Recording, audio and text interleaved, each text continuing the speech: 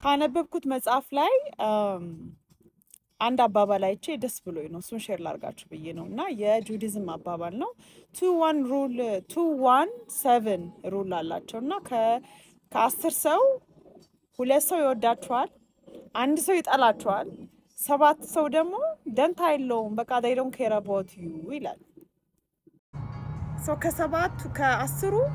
ከ10 የትኛው ላይ ነው ፎከስ የምታደርጉት? 2 የሚወዷችሁ ላይ፣ 1 የሚጠላችሁ ላይ ወይስ 7 ደንታ የሌላቸው ላይ?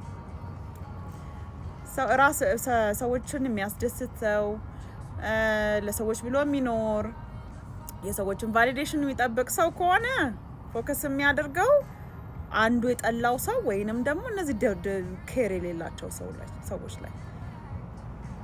ሰውን በግድ ውደዱኝ ማለት አይቻልም።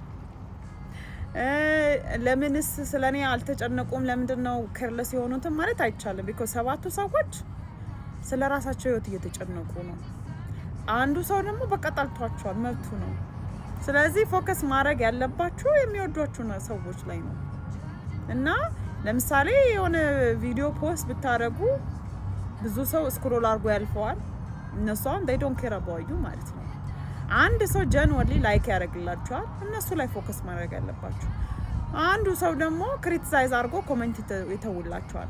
ሶ የትኛው ነው ፎከስ ማድረግ ያለባችሁ? ላይክ ያደርጋላችሁ ወይ ጥሩ ኮሜንት የተወላችሁን እንጂ መጥፎ ኮሜንት የተወላችሁን ወይንም ደግሞ የሚጠላችሁ ሰው ላይ አይደለም። እና የትኛው ነው የምትመርጡት እናንተ? 1 የሚጠላችሁን፣ 2 የሚወዷችሁ ወይ 7 ዞር ብለው የማያዩአችሁን ሰዎች?